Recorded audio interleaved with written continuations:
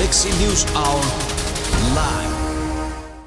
काठमाडौँको व्यस्त सडकमा टिपरले फेरि पनि एकै परिवारका 2 जना स्कुले बालिकाको ज्यान लिएको छ। यो घटनाले टिपर आतंकलाई फेरि सतहमा ल्याएको छ। टिपरले पैदल यात्री र साना सवारी चालकको ज्यान जाने क्रम बढेपछि गृह मन्त्रालयले राति निश्चित समयमा र सीमित गतिमा मात्र टिपर चलाउन दिने व्यवस्था गरेको थियो। तैपनि दुर्घटना र जनधनको क्षति रोकिएको छैन। विकास निर्माणको अनिवार्य साधन मानिने टिपर यहाँ एक त्रास र आतंकको बिम्ब बनेको छ। सडकमा तीव्र गतिमा टिपर हुइकिरहेको देख्दा लाग्छ यिनीहरू गिटी बालुवा होइन, सिकिस्त बिरामी बोकेर अस्पतालतिर कुदिरहेका छन्। अफरोडका लागि बनाइएका ठुला टिप्पर सहरका भित्री बाटोमा कुदाइन्छ। आला काँचा चालक तीव्र गतिमा हुन्छन् किनकि जति खेप गर्यो उसको कमाई त्यति नै धेरै हुन्छ। टिप्पर चालकको सानोतिनो गल्तीमा लाइसेन्स जफत हुँदा टिप्पर व्यवसायी र चालकको समिति जुलुस लिएर लाइसेन्स फिर्ता लिन ट्राफिक कार्यालय पुग्छन्। दुर्घटनामा कसैको ज्यान गए परिवारलाई केही रकम दिएर मुद्दा मिलाउन समिति सक्रिय हुन्छ। यसले टिप्पर चालकको आँट मात्र बढाएको छ। ट्राफिक प्रहरीले चालकलाई प्रशिक्षण दिन्छन्, जनचेतना अभियान चलाउँछ, गति नियन्त्रण गर्न टाइम कार्डको व्यवस्था गरिएको छ। तर यस्ता उपायले परिणाम दिएको छैन। चालकमाथि ज्यान मुद्दा लगाउने र टिप्परका प्राविधिक कमजोरी सुधार्नेतिर नसोच्ने हो भने आतंक अझै रोकिने देखिँदैन। न्युज आवरमा आज हामी टिप्पर आतंकमा केन्द्रित हुनेछौँ। साथमा प्रधानमन्त्री शेरबहादुर देउबाको आसन्न भारत भ्रमणमा नेपाल कसरी प्रस्तुत हुने र के एजेन्डा उठाउने भनेर चर्चा गर्नेछौँ।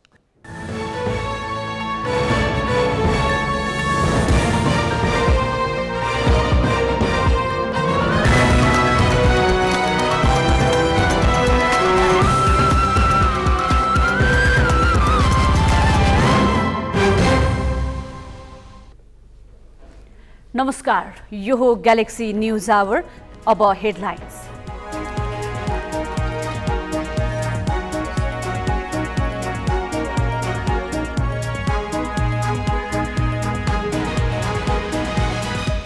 स्थानीय निर्वाचनमा ठेकेदारहरू उम्मेदवार बन्न नपाउने, स्थानीय सरकारलाई कुनै जिन्सी वा नगद बुझाउन बाँकी नरहेको पनि घोषणा गर्नुपर्ने।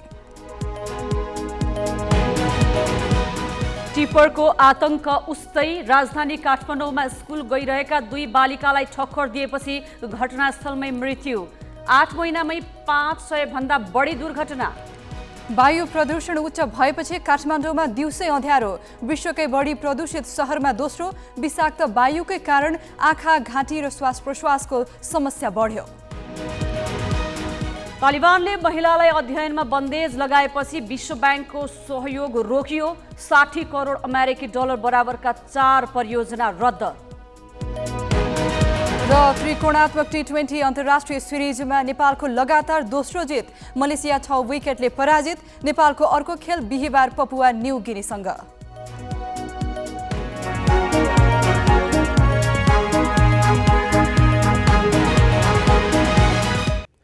प्रधानमन्त्री शेरबहादुर देउबा पर्सि शुक्रबार भारतको औपचारिक भ्रमणमा जाँदैछन्। शनिबार हैदराबाद हाउसमा उनले भारतीय समकक्षी नरेन्द्र मोदीसँग द्विपक्षीय वार्ता गर्नेछन्। त्यस क्रममा उनले उठाउनुपर्ने एजेन्डाबारे बहस भइरहेको छ।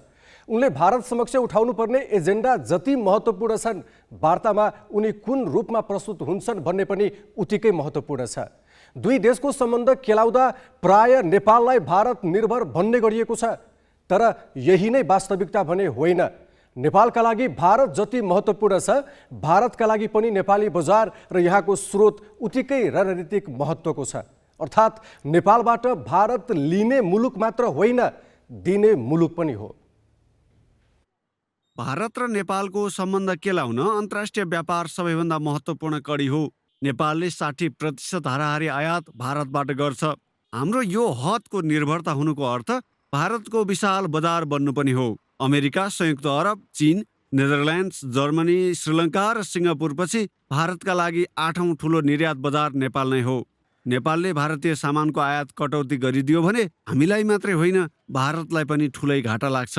गएको फागुनसम्म मात्रै नेपालले भारतबाट 8 खर्ब रुपियाँको वस्तु आयात गरेको छ। यो कुल आयातको 61% हो। नेपाल र भारत सम्बन्धको अर्को पाटो हो रेमिटेन्स। सन् 2020 देखि विश्वव्यापी रेमिटेन्सको केन्द्र पूर्वी एसिया र प्रशान्त क्षेत्रबाट दक्षिण एसियामा सरेको छ। भारत अहिले पनि संसारकै सबैभन्दा बढी रेमिटेन्स भित्राउने मुलुक हो। योभन्दा गजब कुरा त भारतमा रेमिटेन्स पठाउने प्रमुख राष्ट्रहरूको सूचीमा नेपाल 7औं नम्बरमा पर्छ। भारतले बेलायत र क्यानाडाकै हाराहारीमा नेपालबाट रेमिटेन्स लगिरहेको छ। यसैको अर्को पाटो चाहिँ नेपालले भारतबाट जति रेमिटेन्स भित्राउँछ त्यसको 3 गुणा बढी रेमिटेन्स नेपालबाट भारत गइरहेको छ। प्यू रिसर्च सेन्टर नामक एउटा अमेरिकी संस्थाले 5 वर्ष अघि नै भारतबाट नेपालमा वार्षिक $1 अर्ब रेमिटेन्स भित्रिने तर नेपालबाट भारतमा $3 अर्ब रेमिटेन्स गइरहेको तथ्याङ्क सार्वजनिक गरेको थियो। अवस्था अहिले पनि यस्तै छ। यसको अर्थ वार्षिक $3.25 खर्ब हाराहारीको रेमिटेन्स नेपालबाट भारत गइरहेको छ। भारतमा न्यून स्तरको आम्दानी गर्ने नेपालीहरू कार्यरत छन्, तर नेपालमा कयौं ठूला कम्पनीको व्यवस्थापकदेखि थुप्रै पेसामा कार्यरत दक्ष कामदार पनि भारतीय छन्। नेपालमा भारतीय नागरिकका व्यवसाय पनि त्यत्तिकै फस्टाएका छन्। अन्तर्राष्ट्रिय व्यापारमा वस्तु मात्रै होइन, सेवाको पनि उत्तिकै महत्त्व छ। यस हिसाबले पनि भारतका लागि नेपाल ठूलै महत्त्व राख्ने मुलुक हो। नेपालीहरूले स्वास्थ्य उपचारदेखि शिक्षाका लागि समेत भारतमा ठूलो पैसा खर्च गरिरहेका छन्। भारतमा उच्च तहका शैक्षिक संस्थामा अध्ययनरत विद्यार्थीमा सबैभन्दा बढी नेपाली छन्। केही वर्ष अघिको तथ्याङ्क हेर्ने हो भने कुल विदेशी विद्यार्थीको 25% नेपाली रहेको देखिन्छ। यसमा कति रकम खर्च भइरहेको छ भन्ने एकिन तथ्याङ्क त उपलब्ध छैन, तर नेपालले सेवाका क्षेत्रमा पनि ठूलो आकारमा रकम भारत पठाइरहेको छ भन्न सकिन्छ। भारतका लागि नेपाल बढी महत्त्व राख्ने अर्को पाटो चाहिँ प्राकृतिक स्रोत हो। 8 वर्ष अघि भारतीय प्रधानमन्त्री नरेन्द्र मोदी नेपाल आएका बेला पानी र जवानी पहाडमा अडिन्न भनेका थिए। त्यही बेला पञ्चेश्वरमा संसारकै दोस्रो ठूलो बाँध बनाएर महाकालीको पानी पश्चिम फर्काउने र यमुनाको समेत पानी मिसाएर राजस्थान र गुजरातसम्म फैलिएको विशाल थार मरुभूमिलाई हरियाली बनाउने योजना अघि सारे। यो विवादित योजना छाड्ने हो भने पनि भारतमा खानेपानी र सिँचाइका लागि नेपालको जलस्रोत सबैभन्दा महत्त्वपूर्ण छ। भविष्यमा यो महत्त्व अझै बढ्नेछ। जलवायु परिवर्तनसँग लड्न भारतले जनाएको अन्तर्राष्ट्रिय प्रतिबद्धता पूरा गर्न नेपाली जलविद्युतको महत्त्व पनि उत्तिकै बढी छ। नेपालमा जलाशययुक्त आयोजनाहरू बनाउँदा भारतले अरू धेरै फाइदा पाउँछ। वर्षामा बाढी नियन्त्रण र हिउँदमा पानी अभाव टार्न सजिलो हुन्छ।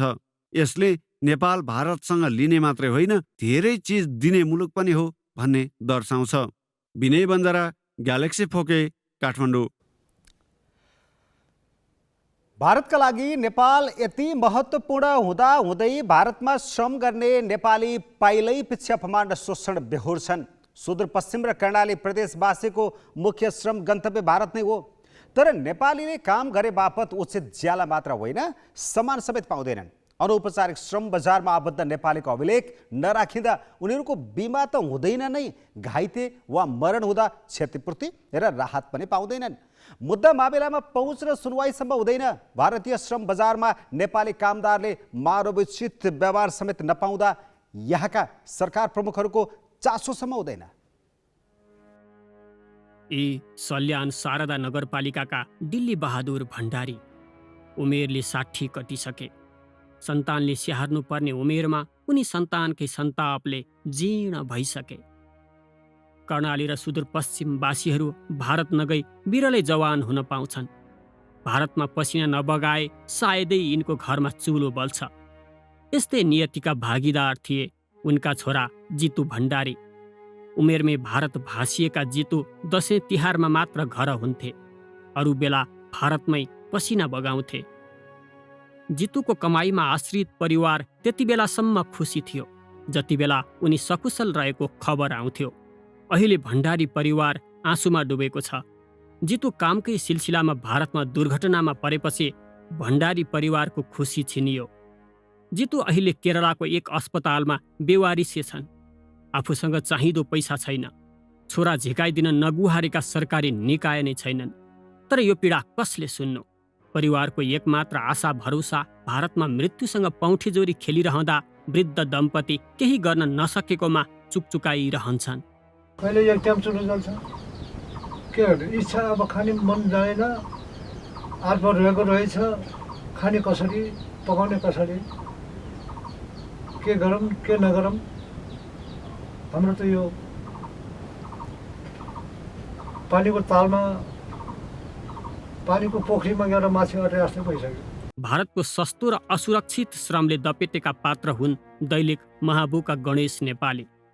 घरको चुलो जगाउन र परिवारको मुखमा माड लगाउन 24 वर्षकै उमेरमा भारत हल्द्वानीको काठ गोदाममा पुगेका उनले कमाएनन्, बरु अङ्गै गुमाएर रेत्तो हात फर्कनु पर्यो। 2070 सालमा सडक दुर्घटनामा खुट्टा गुम्यो।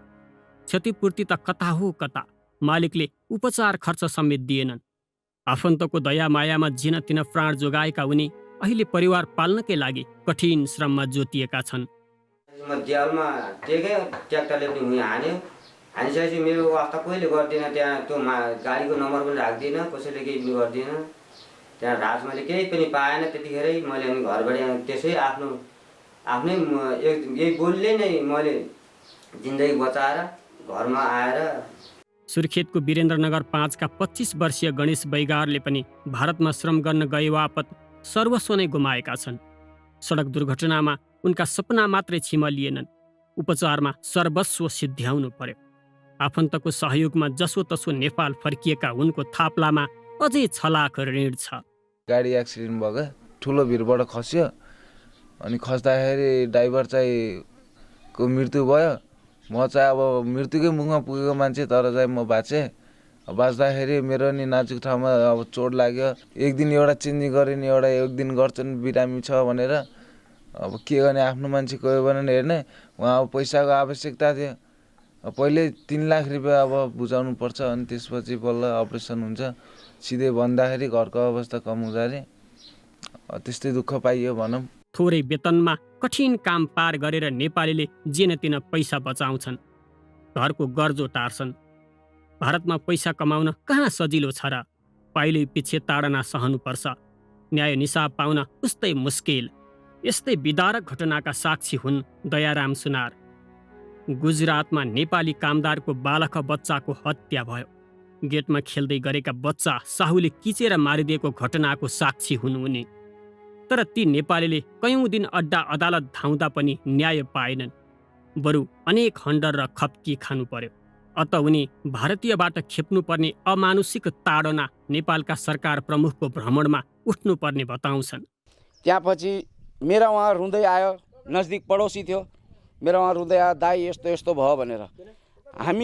मैले नेपाली दाजुभाइहरूलाई 10-12 जना केटाहरूलाई कट्ठा गरेर गएँ त्यहाँ त्यसको फ्ल्याटमा।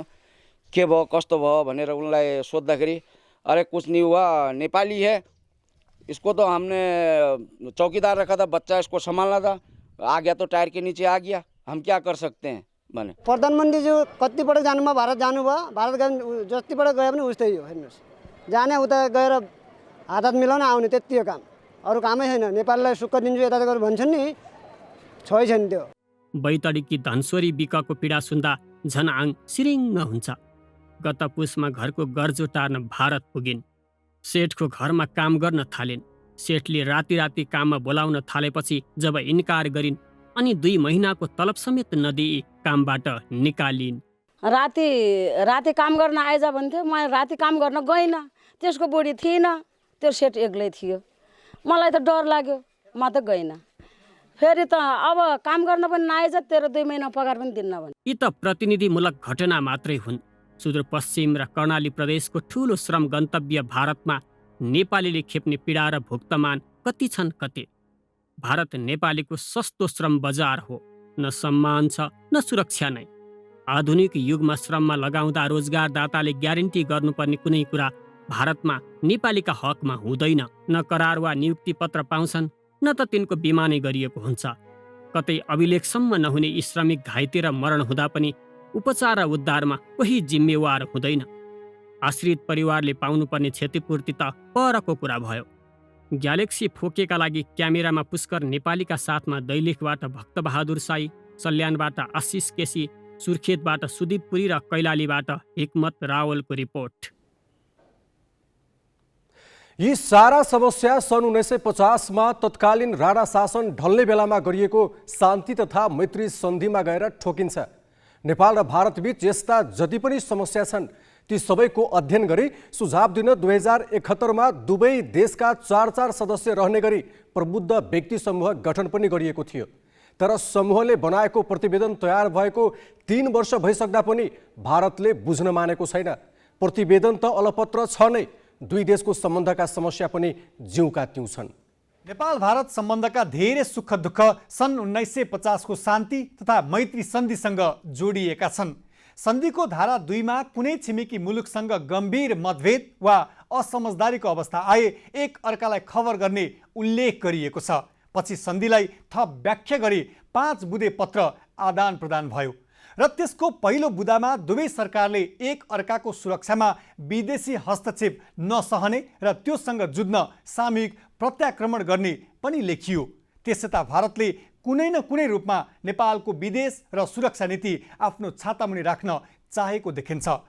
नेपालको प्राकृतिक स्रोत वा औद्योगिक योजना विकासमा विदेशी सहायता लिँदा पनि भारतलाई प्राथमिकतामा दिनुपर्नेदेखि औद्योगिक र आर्थिक विकासमा एक अर्काका नागरिकलाई प्राथमिकता दिने पत्रमा उल्लेख छ।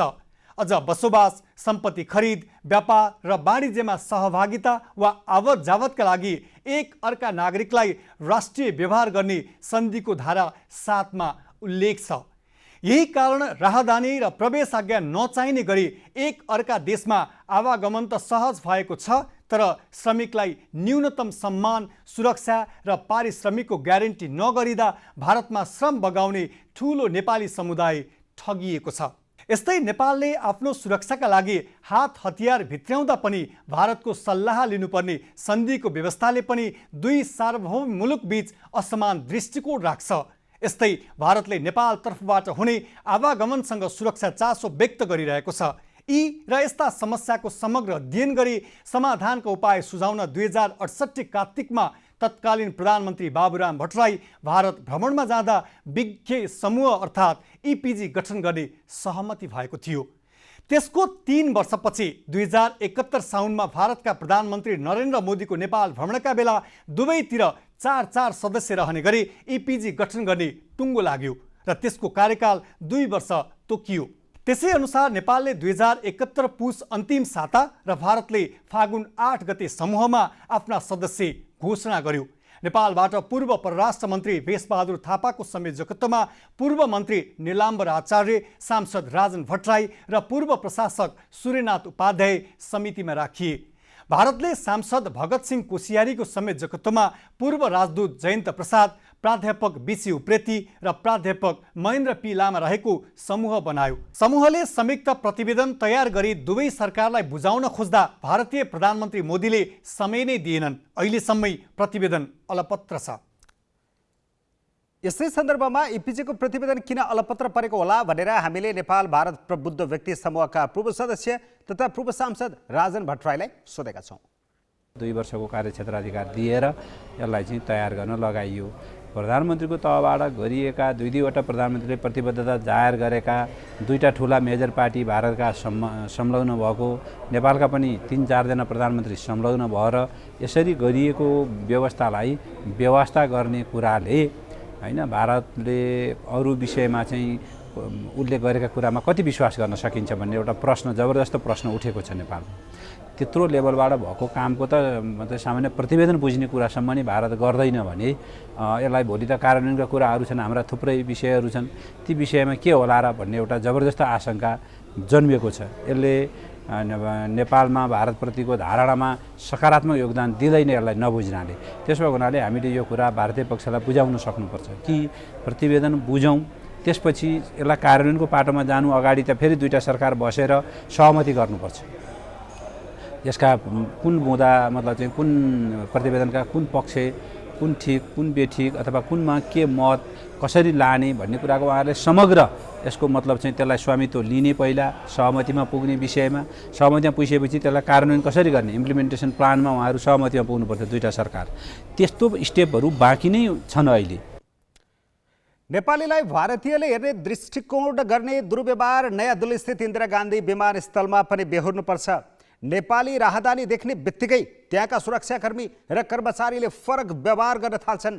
मानौ नेपाली उनीहरूको देशमा सधैँ बम बोकेर हिँड्छन्।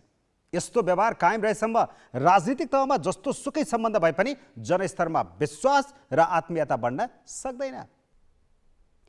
अब केही न्यूज संक्षेपमा।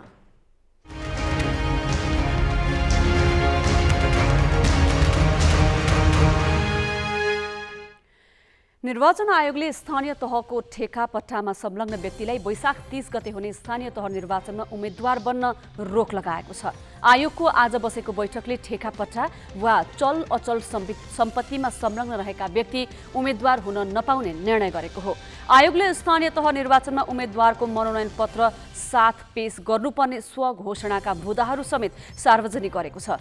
स्वघोषणा पत्रमा नेपालको संविधानप्रति पूर्ण निष्ठावान रहेको, 21 वर्ष पूरा भएको नेपाली नागरिक, सम्बन्धित वडाको मतदाता नामावलीमा नाम भएको, सरकारी कोषबाट पारिश्रमिक वा आर्थिक सुविधा पाउने गरी कुनै लाभको पदमा नरहेको हुनुपर्ने उल्लेख छ।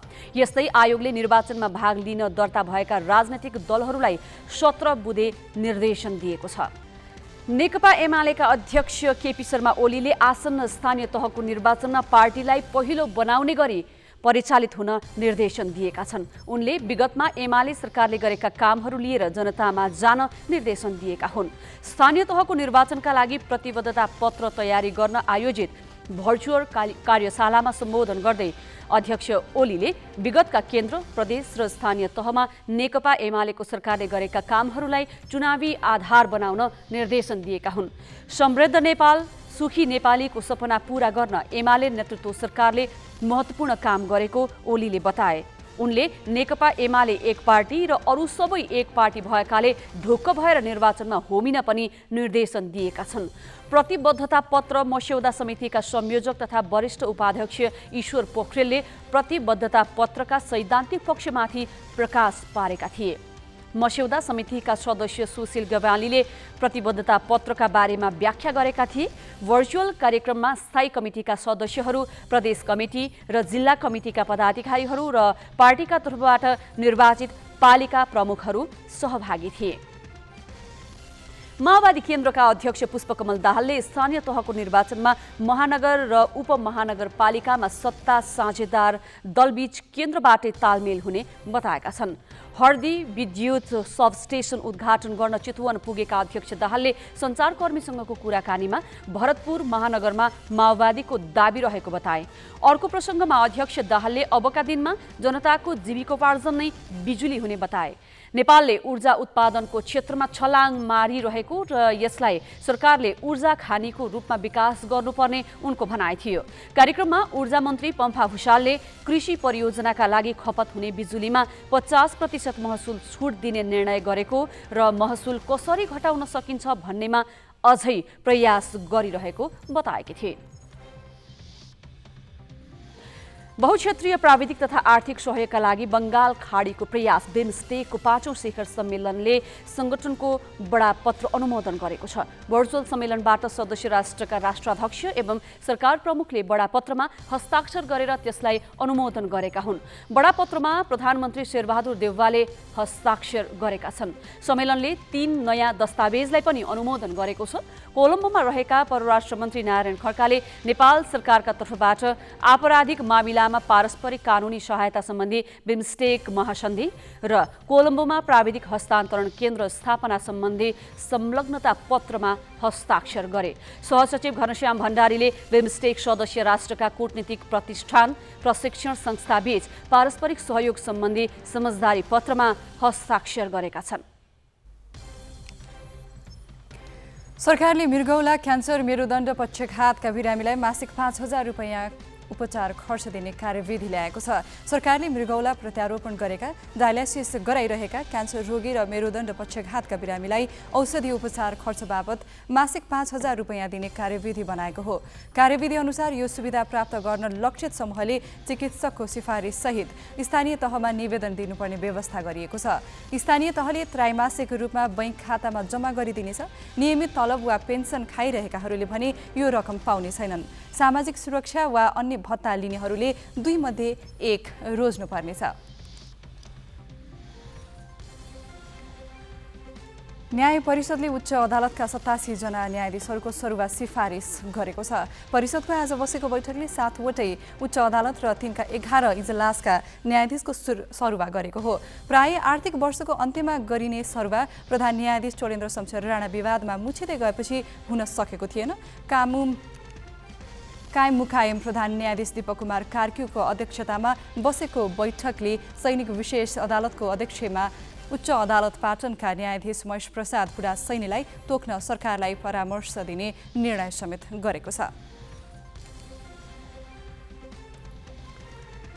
बलात्कारको झुटो मुद्दा दिने अछामको कमलबजार नगरपालिकाकी 19 वर्षीय युवतीलाई 3.5 वर्षको जेल सजाय भएको छ। जिल्ला न्यायाधीश नवीन कुमार जोशीको इजलासले बलात्कार आरोपमा पक्राउ परेका राम रोशन गाउँपालिकाका नन्दराम खनाललाई सफाई दिँदै युवतीलाई कारागार पठाउने फैसला गरेको हो। आरोपितले तत्काल विवाह नगर्ने भनेपछि रिसको आवेगमा बलात्कारमा उजुरी दिएर फसाउन खोजेको अदालतको फैसलामा उल्लेख गरिएको छ। ती युवतीले नन्दरामले माघ 15 गते राति आफ्नै घरमा बलात्कार गरेको जनाउँदै माघ 17 गते प्रहरीमा उजुरी दिएकी थिइन्। झुटा मुद्दामा फसाउने प्रयत्न गरे बापत मुलुकी फौजदारी कार्यविधि संहिता 2074 को दफा 219 अनुसार 3 वर्ष 6 महिना कैद सजाय तोकिएको छ। टिप्पर आतंक रोक्न सरकारले राति मात्र चलाउन पाउने व्यवस्था गर्यो। गति नियन्त्रणका लागि टाइम कार्ड लगायो, तैपनि टिप्परले मान्छे मार्ने क्रम रोकिएको छैन। किन त? यो प्रसङ्ग निमेश बन्जारेबाट। गोकर्णेश्वर नगरपालिका 1 को बीपी चोक नजिकै टिप्परले मोटरसाइकललाई ठक्कर दिँदा स्कुल गइरहेका 2 बालिकाको घटनास्थलमै ज्यान गयो। विद्यालय जाँदै गरेका उनीहरूलाई ठक्कर दिने टिप्पर बालुवा बोकेर तीव्र गतिमा कुदिरहेको थियो। अनियन्त्रित गतिका कारण अत्याधिक दुर्घटना र जनधनको क्षति हुन थालेपछि त्यो रोक्न विभिन्न उपाय अपनाइए पनि आतंक रोकिएको छैन। सधैँभरि चाहिँ निर्मल होस्, एउटा घटनाले अर्को नदोहोरियोस्। बुधबार बिहान आफ्ना छोरीहरूलाई विद्यालय लैजाँदै गर्दा रोहन घिसिङको मोटरसाइकललाई बा 4 प 6965 नम्बरको टिप्परले ठक्कर दियो। गोकर्णेश्वर नगरपालिका 1 श्वेतवाराही मन्दिर नजिक घर भएका घिसिङका 2 छोरी स्थानीय वर्ल्ड युथ इन्टरनेसनल स्कुलमा पढ्थे। 8 वर्षीय छोरी सृष्टि कक्षा 2 मा पढ्थिन् भने 4 वर्षकी श्रेयालाई यही वर्ष नर्सरी भर्ना गरिएको थियो। सधैँ झैँ बुधबार घिसिङ दिदीबहिनी विद्यालयसम्म पुग्नै पाएनन्। एकै दिशाबाट अघि बढिरहेको मोटरसाइकललाई ठक्करपछि ब्याक गरेर ट्रिपरले किचेको आरोप छ। आइदियो, आएपछि त यो ट्रिपर आइसक्यो। यो ट्रिपर चाहिँ अब ब्याक गरेर पछाडि ब्याग थियो नि बच्चा लिएर आएको, त्यो ब्याग आउँथ्यो, उसले ब्याग गरेर चाहिँ त्यो ब्यागलाई लडाएर किचेछ। एकजनालाई किचिसकेको भए पनि एकजना बालिका चाहिँ बाँच्न सक्ने स्थिति रहेको चाहिँ यहाँ स्थानीय प्रत्यक्षदर्शीले बताएका छन् र उनलाई पनि ब्याक गरेर चाहिँ किचेको भन्ने चाहिँ आरोप उनीहरूको छ। गम्भीर घाइते रोहनको उपचार भइरहेको छ। घटनापछि चालक फरार भए। आक्रोशित स्थानीयको भिडभाडले बीपी चोकसम्मै तनावग्रस्त बन्यो। मेरो त म चाहिँ यसो गरेर छ मैले त यार मेरो नाति हो म छोड्दैन है एउटाले मेरो नाति नातिनी मर्यो म छोड्दैन के म छोड्दैन म मार्दिम नि मेरो नाति नाति किन मार्यो। सुन्दर भविष्यको सपना देखेकी सृष्टि र श्रेयाकी आमाको क्रन्दन सुनि नसक्नुको थियो।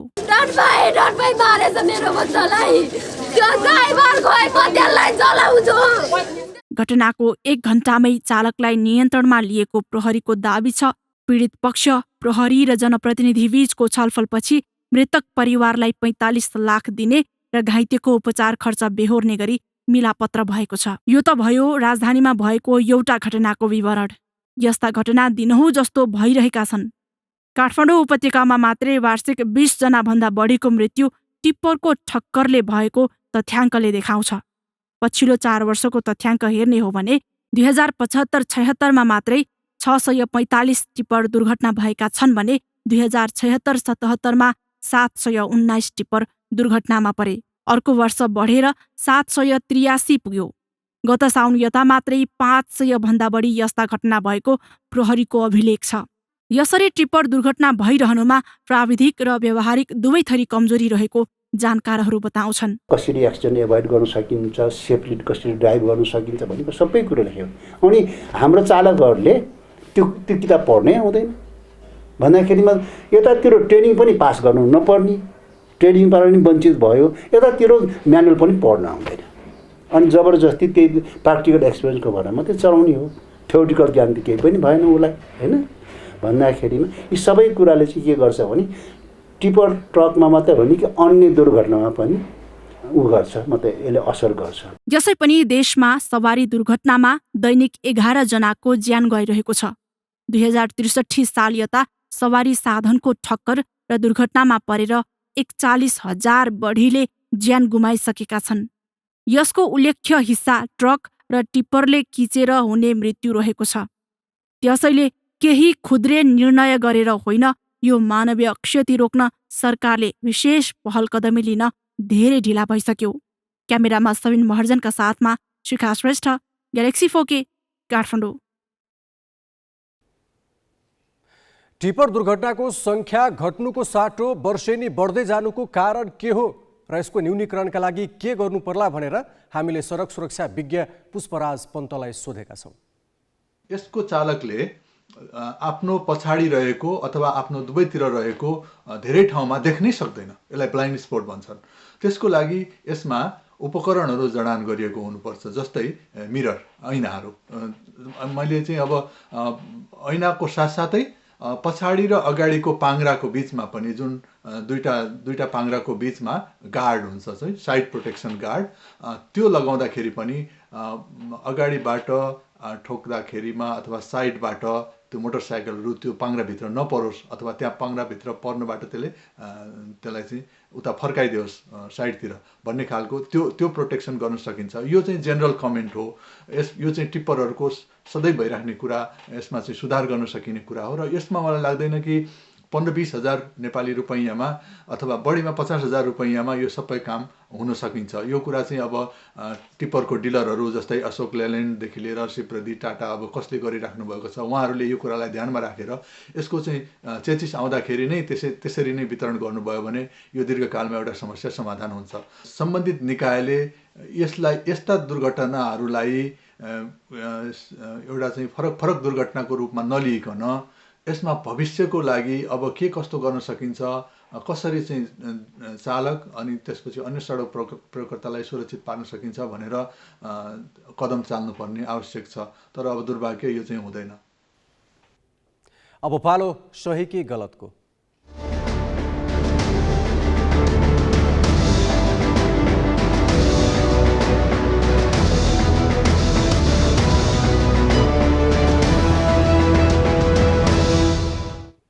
सही कि गलतमा हिजो हामीले सोधेको प्रश्न थियो, एमाले र माओवादीका अध्यक्षहरूले भ्यू टावरलाई विकास र समृद्धिका सूचक भनेर गरिरहेको भाषण कस्तो लाग्छ?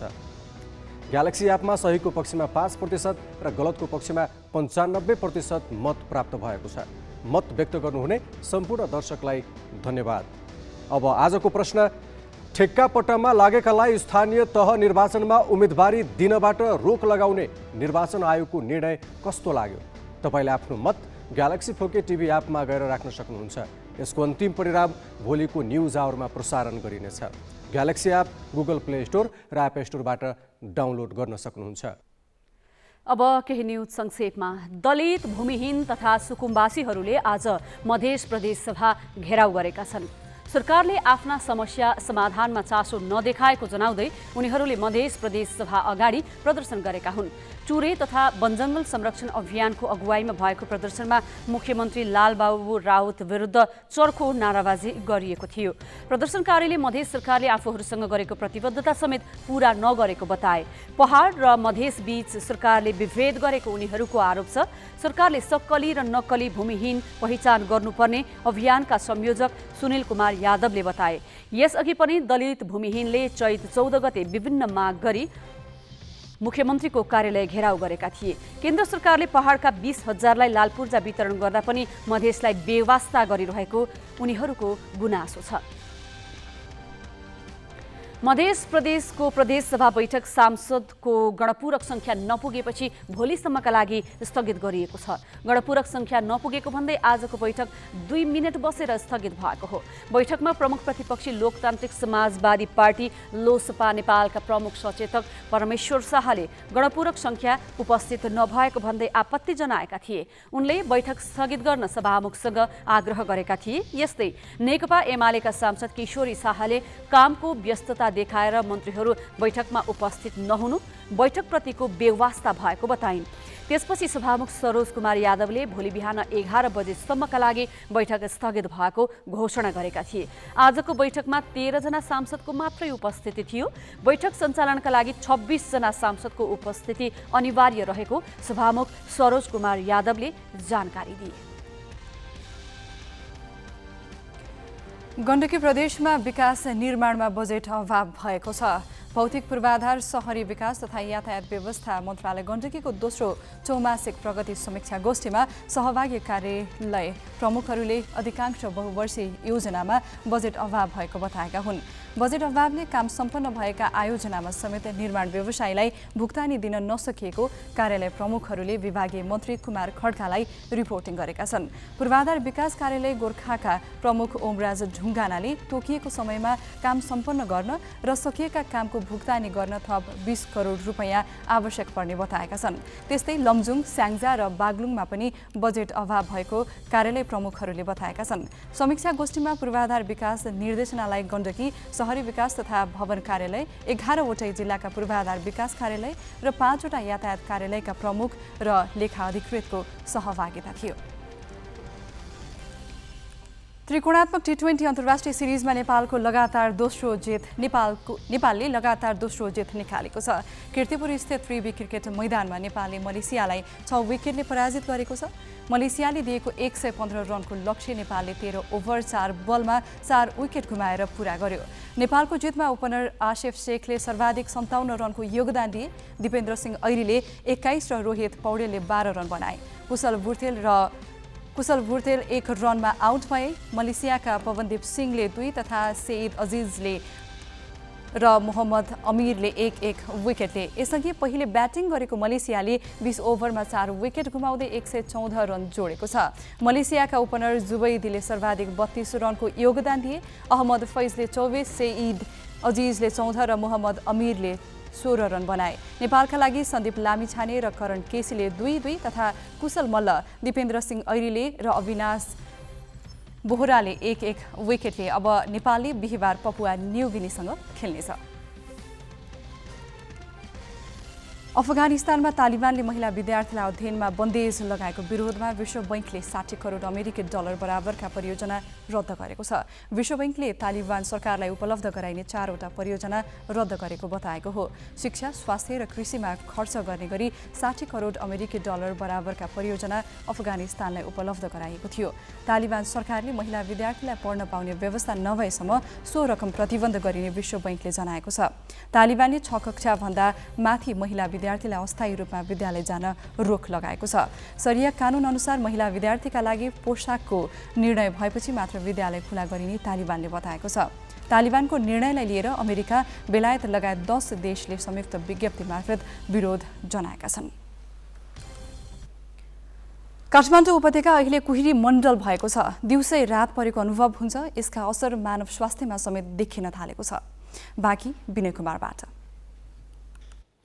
केही वर्ष यता वायु प्रदूषण बढ्दै गएको छ। नियन्त्रण गर्न दीर्घकालीन योजना नबन्दा प्रदूषण उच्च बिन्दुमा पुग्ने गरेको छ।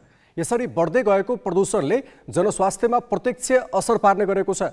चिसो यामको अन्त्य र मनसुन याम सुरु नभएको बीचमा वर्षेनी वायु प्रदूषण उच्च बिन्दुमा पुग्न थालेको छ। पछिल्लो 3 दिन पुनः बढेको वायु प्रदूषणले जनजीवनमा असर देखिन थालेको छ। वायु गुणस्तर मापन गर्ने सूचक एक्युआईले बुधबार काठमाडौँको प्रदूषण 167 पुगेको देखाएको छ, जुन मंगलबारको तुलनामा 5 अङ्कले बढी हो। एक्युआई 150 माथि पुग्नु भनेको त्यस्तो हावा मानव स्वास्थ्यका लागि निकै अस्वस्थ हो भन्ने बुझिन्छ। सूचकले काठमाडौँ विश्वकै बढी प्रदूषित शहरमध्ये दोस्रो नम्बरमा पर्छ भने प्रदूषित देशमा नेपाल चौथो नम्बरमा छ। लामो समयदेखि पानी पर्न नसकेका कारण देशभर 50 भन्दा बढी स्थानमा डढेलो लागिरहेको छ, जसका कारण देशभरको मौसम धुम्म बनेको छ। 3 दिनदेखि मौसम धुमिनेको कारण वातावरणमा धुलोका कणहरू तैरिएर बसेका छन्। मौसम खुलेको छैन। गत वर्ष पनि यही समयमा देशभर प्रदूषण उच्च रूपमा बढेको थियो, जसका कारण सरकारले 4 दिनसम्म शहरी क्षेत्रका विद्यालय नै बन्द गर्ने घोषणा गरेको थियो। यस वर्ष पनि सोही समयमा वातावरण प्रदूषण बढेको छ। केही स्थानमा पानी परे पनि ठूलो वर्षा भने नहुने भएकाले केही दिन अझै मौसम नखुल्ने मौसम पूर्वानुमान महाशाखाले जनाएको छ। आज चाहिँ प्रदेश 1 मधेस प्रदेश गण्डकी र बागमती प्रदेशमा चाहिँ सामान्य बदली हुने र तिनै प्रदेशका केही स्थानहरूमा चाहिँ क्षणिकदेखि हल्का वर्षा हुने सम्भावना रहेको छ। तर वर्षा चाहिँ हल्का मात्र हुने र यो प्रक्रिया चाहिँ आजबाट भोलि पनि रहने र पर्सि पनि बदलीको सम्भावना चाहिँ पर्सिसम्मको लागि नै देखिएको छ 72 घण्टाको पूर्वानुमानको कुरा गर्नुपर्दा। तर यो प्रणालीले खासै ठुलो वर्षा गराउन सक्ने सम्भावना चाहिँ देखिएको छ। प्रदूषण बढ्दै गएपछि त्यसको असर मानव स्वास्थ्यमा पर्न थालेको छ। वायुमण्डलमा विषाक्त धुलोको कणका कारण आँखा चिलाउने, पोल्ने, नाक सुक्खा हुने, छालाका समस्या देखिएर अस्पताल आउनेको संख्या बढ्न थालेको चिकित्सकहरूले जनाएका छन्। प्रदूषणले दीर्घकालीन रूपमा श्वास प्रश्वासको समस्या, छालामा एलर्जी र आँखामा समस्या देखिने चिकित्सकहरूले बताएका छन्। अहिले यो 2-3 दिनदेखि नै मानिसहरू चाहिँ बिरामीहरू चाहिँ मेरो आँखा पोल्न थाल्यो, घाँटी खसखस भयो, रुगा लाग्यो, अनि खोकी बढ्यो भन्ने बिरामीहरू बढिरहेका छन्। नयाँ बिरामीहरू, पुरानो बिरामी जो त दमको बिरामीहरू हुन्छ, बच्चा बच्चीहरू हुन्छ, उहाँहरूलाई चाहिँ दम बढेर आएको छ। मैले पनि आज 2-3 जना 4-5 जना नयाँ बिरामीहरू जो चाहिँ राम्रो थियो 2-4 दिन अगाडि ठिक थियो, उहाँहरू चाहिँ एकदम छाती घ्यार भएर हस्पिटल आउनु परेको देखाएको छ। किनभने यो प्रतिकूल असर परिरहेको छ स्वास्थ्यमा। मेनली चाहिँ श्वास प्रश्वासमा एकदम डाइरेक्ट असर पार्छ। प्रदूषणको दर अझै बढे गत वर्षको जस्तो अवस्था आउन सक्ने वातावरण विभागले जनाएको छ। मनसुन सुरु हुनुभन्दा अगाडिको चैत वैशाख महिनामा जंगलमा लाग्ने डढेलो, सुक्खा मौसम, विभिन्न उपकरणको बढ्दो प्रयोग जस्ता कारणले वर्षेनी यो समस्या दोहोरिने गरेको छ। प्रदूषण बढ्न थालेपछि ज्येष्ठ नागरिक, बालबालिका, दम, खोकी, श्वास प्रश्वास र मुटुका बिरामीहरू सचेत हुनुपर्ने स्वास्थ्यकर्मीहरूको सुझाव छ। घर बाहिर निस्कँदा अनिवार्य रूपमा मास्क लगाउने, अनावश्यक घर बाहिर ननिस्किँदा पनि प्रदूषणको असरबाट बच्न सकिने चिकित्सकहरूको भनाइ छ। बढ्दो सवारी साधनको चाप र अव्यवस्थित कल कारखानाबाट निस्कने धुलो धुवाका कारण वर्षेनी प्रदूषणको मात्रा बढ्दै गएको छ। यसले जनस्वास्थ्यमा समेत प्रत्यक्ष असर पार्ने गर्छ। प्रदूषण नियन्त्रण गर्न सरकारले अब पनि दीर्घकालीन योजना नबनाउने हो भने यसको क्षति भने ठुलो हुने देखिएको छ। क्यामेरामा विष्णु थापाका साथ प्रज्ञातिमल सिन्हा, ग्यालेक्सी 4K, काठमाडौँ।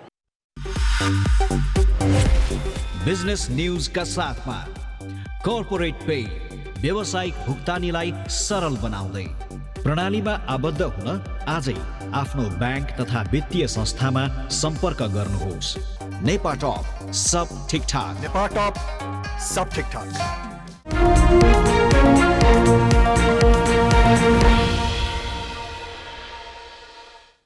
नेपालकै पहिलो मात्र होइन, ऐतिहासिक उद्योग पनि हो विराटनगर जुट मिल। 1993 सालमा स्थापना भएको यो मिलबाट नै नेपालमा औद्योगिकरणको आरम्भ भएको हो। सरकारले आफै मिल चलाउन नसकेपछि केही वर्ष अघि सञ्चालनका लागि निजी क्षेत्रलाई जिम्मा दिइयो।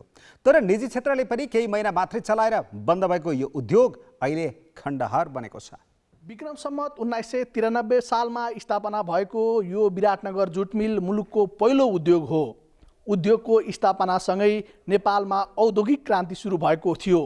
यो उद्योगबाट देशको राजनैतिक क्रान्ति पनि अघि बढेको हो। चरम राजनैतिक हस्तक्षेप, विद्युत भार कटौती र मजदुर आन्दोलनका कारण जुट मिल पटक पटक बन्द हुने र खुल्ने क्रम थियो। 2047 सालपछि भएको कार्यकर्ता भर्ती केन्द्र र मजदुरमाथिको राजनीतिले मिल धराशायी बन्दै गयो। यो बीचमा सरकारले उद्योग चलाउन पटक पटक गरेर करिब 2.5 अर्ब रुपियाँ खर्च गरेको छ। यो 3 तहको अन्यलताले गर्दाखेरि यसले रूप लिन सकेन। अब यसलाई अस्ति मैले यहाँ हाम्रो प्रदेशका उद्योग, श्रम तथा रोजगार मन्त्री प्रताप प्रकाश सङ्गमसँग कुराकानी गर्दाखेरि के भन्नुभयो भने उहाँले अब यो फ्याक्ट्री चल्न सक्दैन, अब यसलाई सेजको अवधारणा लिएर, औद्योगिक क्षेत्रको अवधारणा लिएर हामी अगाडि बढ्नुपर्छ होला र यसमा हामी कसरत गर्दैछौँ र अब यसले केही जीवान्त पायो भने यो भेगमा यहाँका मजदुरहरूले केही राहत पाउनेछ भन्ने हामीले आशा लिएका छौँ। सबै प्रयास असफल भएपछि सन् 2002 मा निजी क्षेत्रको गोल्छा अर्गनाइजेसनलाई 5 वर्षका लागि सञ्चालनको जिम्मा दिएको थियो। तर उसको पालामा पनि चरम मजदुर आन्दोलन हाबी भएपछि चलाउन नसक्ने जनाउँदै छोडेको थियो। 46 सालपछि यो मिललाई दशा लाग्यो। त्यहाँदेखि आफ्नो भाइ भतिजाहरू आए, लुट खोसर गरे, त्यसरी नै बर्बाद गर्यो यो मिललाई। पैसा ल्यायो, पैसा खाए, त्यति हो। यहाँ कति समय काम गर्नुभयो? यो भन्नुहोस् न, म त 30-35 वर्ष काम गरेँ मैले। अहिलेसम्म 3 वर्ष अगाडि मलाई रिटायर गरेँ। हामी 10 जनालाई रिटायरको पत्र पनि दिएन हामीलाई, त्यतिकै बसाइदियो वसन्त कुमार वनले। पटक पटक बन्द हुँदै खुल्दै आएको जुट मिल सञ्चालनको जिम्मा पछिल्लो पटक भारतीय कम्पनी बिमसम इन्टरनेसनललाई दिएको थियो।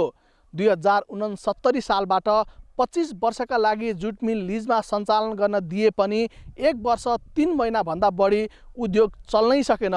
त्यसयता 2000 भन्दा बढी मजदुर रहेको यो ऐतिहासिक उद्योग सञ्चालन गर्न निजी क्षेत्रले आँटै गरेनन्। सरकारले पनि उद्योग सञ्चालनमा ल्याउने तदारुकता नदेखाएपछि अहिले यो क्षेत्र खण्डहर बन्दै गएको छ। 76 साल चैत्रदेखि चाहिँ टोटली त्यो पनि बन्द भयो सर। अनि कार्यरत मजदुरहरू जति चाहिँ 50-60 जना उनीहरूको चाहिँ पारिश्रमिकहरू दिएर उनीहरू चाहिँ बिदाई दिए। तर हामी रहेका मान्छेहरू चाहिँ हामी त त्यतिखेरदेखि नै नपाएको, हामी नपाउँदा अहिलेसम्म खेपिरहेको छु सर। हामी करिब 60 बिघा क्षेत्रफलमा फैलिएको उद्योगका यन्त्र उपकरण कवाडी बन्दै गएका छन्। उद्योगका भौतिक र प्राविधिक संरचना भग्नावशेषमा परिणत भएका छन्। उद्योगका विद्युत टर्बाइन हाउस, जोगवनी रेलवे स्टेसनलाई जोड्ने रेलवे यार्ड काम नलाग्ने अवस्थामा पुगेका छन्। उद्योगको क्षेत्र स्थानीय र मजदुरहरूले अतिक्रमण गरिरहेका छन्। व्यापारमा त्यो अपनत्व चाहिन्छ। यो बिग्रिँदा म बिग्रिन्छु, म बिग्रिँदा मेरो परिवार बिग्रिन्छ, मेरो परिवार बिग्रिँदा त्यसको प्रभाव समाजमा पनि पर्छ भन्ने बोध हुनु पर्यो। त्यो बोध भएका मानिस पुगेनन् त्यहाँ। बहुदलीय व्यवस्था आएपछि राजनैतिक नियुक्तिका भरमा चल्न थालेको यो उद्योगको अहिलेको अवस्था हेर्दा जीवन मरणसँग सङ्घर्ष गरिरहेको आभास हुन्छ। क्यामेरामा पारस चौधरीका साथमा राजु पौडेल, ग्यालेक्सी फोके, विराटनगर, मोरङ। नेपाली खेलकुदको सफल मध्येको एक हो उसु खेल। श्रीलङ्काको 10औं दक्षिण एसियाली खेलकुददेखि समावेश यो खेलले नेपाललाई सागमा निरन्तर स्वर्ण पदक दिलाएको छ। पछिल्लो 13औं सागमा पनि उसुले 5 स्वर्ण जितेको थियो। परिणाम दिने यही खेलको स्थिति भने दयनीय छ। अरू त अरू, यस खेलका खेलाडीलाई प्रशिक्षणका लागि समेत गतिलो ठाउँ छैन। राष्ट्रिय खेलाडी आफ्नै खर्चमा दैनिक प्रशिक्षण गरिरहेका छन्। उसु सङ्घ समेत गुमनाम जस्तै छ। यो फोहोर फाल्ने ठाउँ होइन। यो राष्ट्रिय उसु खेलाडीले दैनिक प्रशिक्षण गर्ने सेवी कपडल छिर्ने गेटको दृश्य हो। डम्पिङ साइट जस्तो यही ठाउँबाट दक्षिण एसियाली खेलकुदमा लगातार 2 स्वर्ण विजेता निमा घरते मगर र अन्य स्वर्णधारी खेलाडीहरू प्रशिक्षण गर्न जान्छन्। बाहिर मात्र होइन, भित्र पनि अवस्था उस्तै छ। प्रशिक्षण गर्ने आफ्नै कपडल नभएकाले पर्खालले घेरिएको यो बास्केटबलको सेमी कपडलमा जाने गरेका हुन्। धुलो, हावाहुरी र पानी पर्दा प्रशिक्षण रोकिन्छ। आफै छाड बडार गर्छन् र खेल्छन्। यो म्याट 13औं सागमा लाखौं खर्चेर ल्याइएको हो। तर छानको करिब 2-3 इन्चको पाल टाल्न नसक्दा म्याट कुहिएर च्यातिएको अवस्थामा छ। सबैभन्दा लाजमर्दो छ यो चेन्जिङ रुम। एउटा काठको पछाडि खुल्ला ठाउँ अनि कपडलमा इभेन्ट हुँदा चियाचुरोट खाजा खाएर फाल्ने यो कुनो राष्ट्रिय उसु खेलाडीको चेन्जिङ रुम बनेको छ। खेलकुदको सर्वोच्च निकाय राष्ट्रिय खेलकुद परिषद भित्रको यो दृश्य लाजमर्दो छ। तर यो खेलाडीहरू दैनिक पुगिरहने र भोगिरहने ठाउँ हो। चेन्जिङ रुम त एकदमै गाह्रो छ, किनकि यहाँ चेन्ज गर्ने ठाउँै छैन होइन। त्यहाँनिर एउटा यो बोर्ड हालेको छ अनि त्यहाँ चेन्ज गराएको छ। अब हतार हुन्छ, अब टोइलेट कहाँ दौडिन पनि कहाँ जानुपर्छ है, गाह्रो छ। यतिमै खेलाडीहरूको दुःख सकिँदैनन्। प्रशिक्षणका लागि चाहिने सामग्री, स्टिक, स्वाट लगायतका सामान सधैँ घरबाट ल्याउन लैजान सम्भव हुँदैन। प्रशिक्षण स्थलमा ती सामान राख्ने सुरक्षित ठाउँ छैन। केही न केही उपाय निकाल्नै पर्यो। त्यसैले प्रशिक्षण सकेर खाजा खाने ठाउँमा नै उनीहरू सामान राखिदिन अनुरोध गर्छन्। सस्तो सामग्री भने उनीहरू प्रशिक्षण स्थलकै कुना काप्चामै लुकाएर जान्छन्। 132 रोपनीमा फैलिएको राष्ट्रिय खेलकुद परिषदको अवस्था यति दृश्यले छर्लङ्ग पारेको छ। अब हाम्रो वेपन्सहरू कति छ, अब ट्रेनिङ सामानहरू अरू पनि छ। जस्तै अब हाम्रो यो रोलरहरू भयो, अरू त्यो ब्यालेन्स मेडिसिन बलहरू त्यत्रो त्यो, अनि त्यो ल्याडरहरू छ होइन। यहाँ राख्ने ठाउँै छैन क्या। सामान त अब बोकेर जानुपर्छ एउटा उता चिक्लाङ उता खाजा घर छ जस उहाँले चाहिँ राख्नु दिनुभएको छ कन्जेस्टेड छ उहाँको ठाउँ पनि अनि उतै पनि उहाँले चाहिँ हामीले प्रोभाइड गर्नुभएको छ जस उहाँले चाहिँ नत्र यत्रो वेपन हुन्छ लङ वेपनहरू हुन्छ होइन अब घरबाट बोकेर आऊ जाऊ होइन कोही चाहिँ कलेज जानुपर्छ त्यहीसँग दौडेर जानुपर्छ प्रब्लम छ। उसु नेपाली खेलकुदको सफल खेल मध्येको एक हो। श्रीलङ्कामा सम्पन्न 10औं दक्षिण एसियाली खेलकुददेखि समावेश यो खेलले सागमा निरन्तर स्वर्ण दिलाएको छ। पछिल्लो 13औं सागमा पनि 5 स्वर्ण जितेको थियो। परिणाम दिने यही खेलको स्थिति नाजुक छ। राष्ट्रिय खेलाडी आफ्नै खर्चमा दैनिक प्रशिक्षण गरिरहेका छन्। 13औं सागपछि करिब 3 वर्ष भयो उसु खेल प्रतियोगिता विहीन छ अनि उसु सङ्घ पनि गुमनाम जस्तै छ। उसु खेलको हिजो जस्तो छ आज पनि त्यस्तै छ, दयनीय अवस्थामै छ। खासै केही प्रगति भएको देखिँदैन किनभने अब सरकारले पनि केही सहुलियत दिएको छैन, हाम्रो सङ्घले पनि केही सहुलियत छैन। खेलाडीको बलबुता खेलाडी जस्तो छ त्यसरी आयो बलबुताले खेल्यो, हामीले जसरी सक्छौँ त्यसरी खेलायौँ, बस त्यति नै हो, अरू केही प्रगति भएको देखिँदैन। यो दयनीय अवस्था उसु खेलाडीहरूले भोगिरहेका छन्। यही अवस्थामा अबको केही दिनमा परिषद र सङ्घले एसियन गेम्सबाट पदकको पनि आशा राखेका छन्। खेलमा लगानी त परै जाओस्, भएको संरचनालाई पनि दुरुस्त बनाएर सघाइ नदिने परिषद र सङ्घले गोडमेल नगरेको बिरुवाबाट फलको आशा गर्नु कति शोभनीय हो। यो अवस्थामा पनि खेलाडीले भाग लिनु सहभागिताका लागि सहभागिता मात्र भन्दा फरक नपर्ला। हामी ग्यालेक्सी न्युज आवरको अन्त्यमा छौँ। जाँदा जाँदै हेडलाइन्स।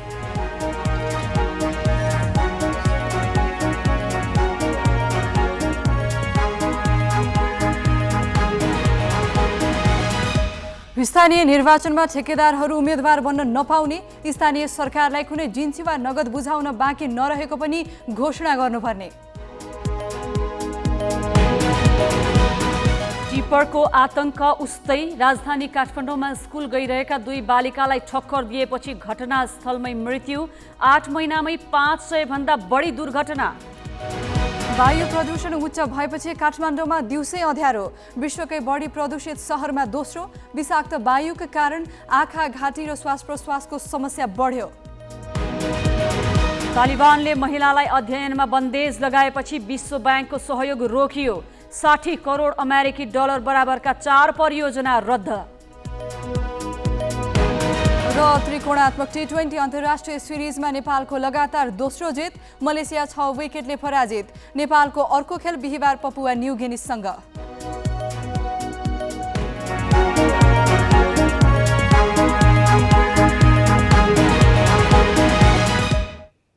आजलाई ग्यालेक्सी न्युज आवर सकियो।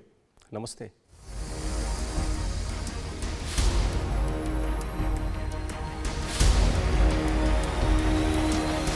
This is Galaxy News Hour Live.